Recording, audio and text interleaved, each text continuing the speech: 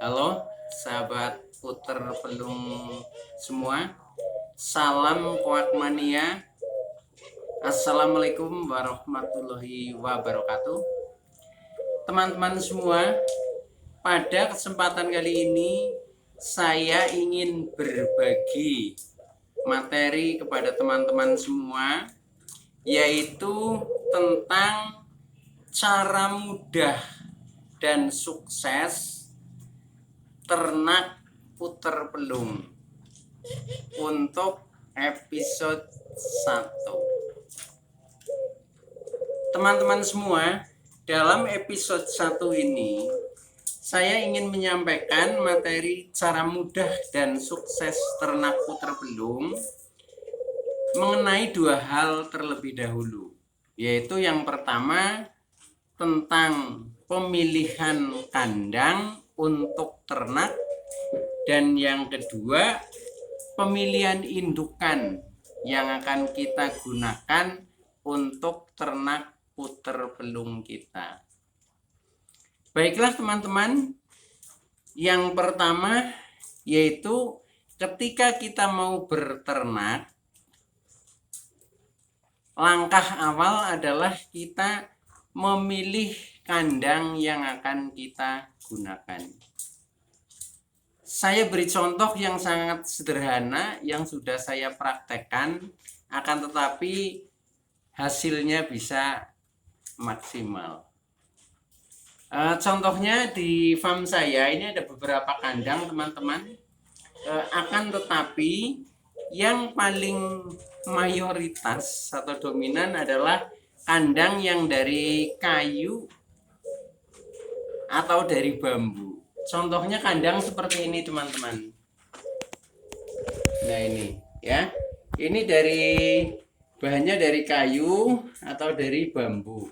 Ini juga ya, bahkan secara keseluruhan ini jumlahnya lebih banyak yang saya gunakan kandang yang dari bambu dibanding dengan kandang lain. Contohnya yang kandang dari besi seperti ini ya, ini hanya beberapa saja itu.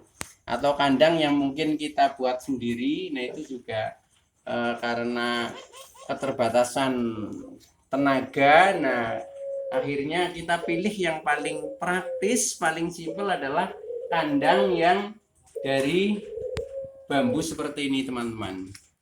Nah ini kelebihannya apa? Kandang yang dari kayu seperti ini, pertama kandang ini lepas, jadi satu-satu terpisah.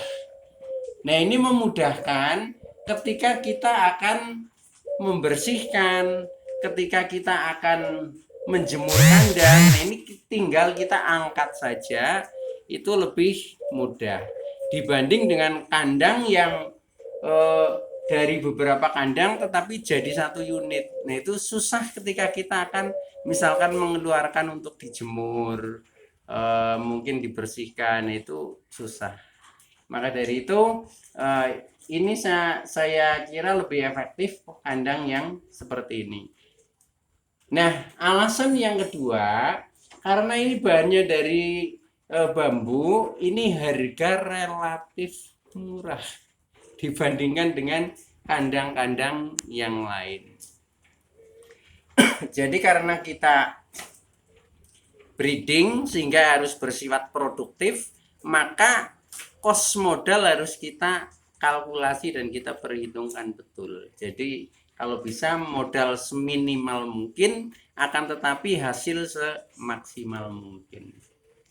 Nah ini selain dari itu, kandang dari bambu ini lebih alami, sehingga bagi burung juga terasa lebih nyaman.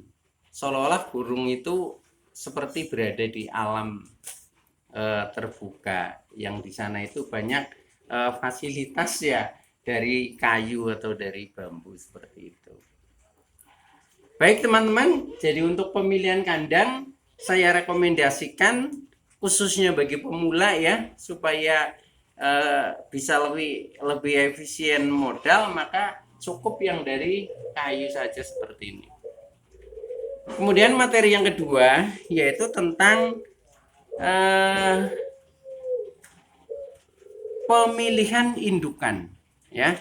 Pemilihan indukan ini juga sangat penting. Namun sebelum saya bahas, jangan lupa teman-teman yang belum subscribe channel ini, tolong klik subscribe-nya supaya teman-teman tidak ketinggalan konten video-video berikutnya.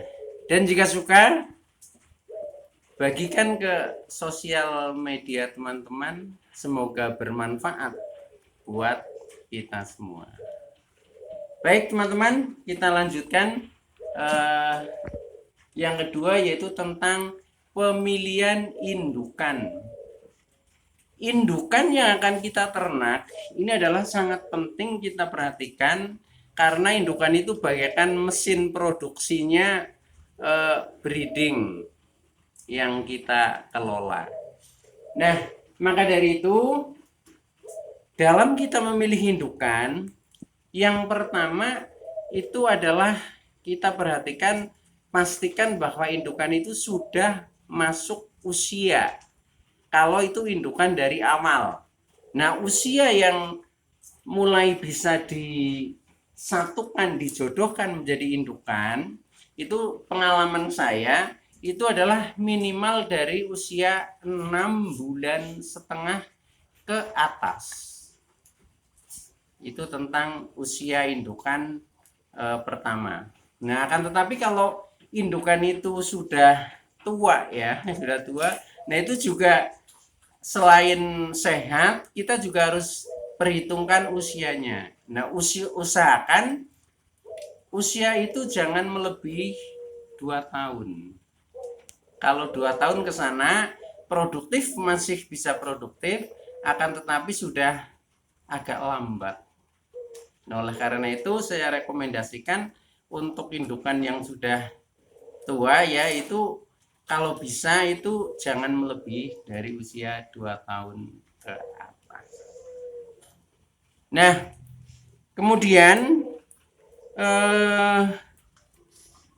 selain daripada indukan itu sehat, usianya tepat, ya, yang terakhir indukan itu usahakan dari terah yang bagus. Terah itu keturunan, ya, keturunan yang bagus sehingga nanti indukannya bagus-bagus. Nah, kalau kita bisa memilih indukan yang bagus, kemudian sehat, usianya usia produktif, maka juga di dalam ini kita ternak itu akan produksinya lebih bagus. Contohnya seperti ini. Ini indukan pemula, ya. Ini baru beranak sekali, nanti langsung jadi 2 menetasnya. Ini, ya. Seperti ini. Demikian yang lain, ini juga ada contohnya teman-teman. Ini indukan yang sehat, yang bagus. Nah, ini juga hasilnya ternyata lumayan juga ini. Ini juga menetas 2 dan sehat-sehat. Nah, demikian juga di kandang-kandang yang lain itu juga seperti itu. Ini banyak yang maksimal, ya. Ininya juga 2. Terus ini di bawah juga 2. Ini karena indukannya sehat dan usianya tepat, teman-teman. Ini sebelah juga ini. Semuanya rata-rata beranak 2. Itu, ya.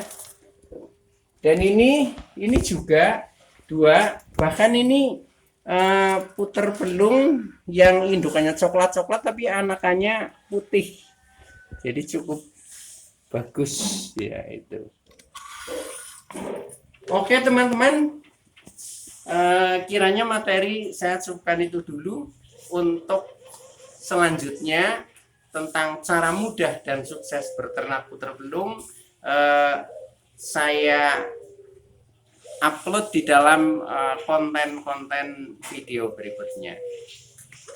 Baiklah teman-teman, terima kasih atas like, subscribe, serta komennya. Saya Mas Kit dari Ring Kamboja Bird Farm, Simbang, Mandiraja, Banjaranegara. Sekian, assalamualaikum warahmatullahi wabarakatuh.